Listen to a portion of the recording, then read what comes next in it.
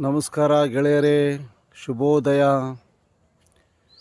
ಇಂದಿನ ವಿಶೇಷ ಸುದ್ದಿ, ಸಂಚಾರ್ ಸಾಥಿ ಆ್ಯಪನ್ನು ಕೇಂದ್ರ ಸರ್ಕಾರದ ಕಡೆಯಿಂದ ಬಿಡುಗಡೆ ಮಾಡಲಾಗಿದೆ. ಈ ಆ್ಯಪ್ನಿಂದ ನೀವು ಕಳ್ಳತನ ಆಗಿದ್ದ ಮೊಬೈಲನ್ನು ಪಡ್ಕೋಬೋದು.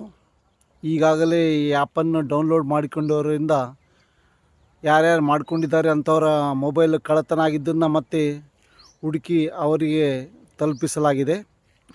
ಇದು ಮುಂಬರುವ ದಿನಗಳಲ್ಲಿ ಎಲ್ಲ ಹೊಸ ಮೊಬೈಲ್ ಫೋನ್ಗಳಲ್ಲಿ ಇನ್ಬಿಲ್ಟ್ ಆಗಿ ಬರಲಿದೆ.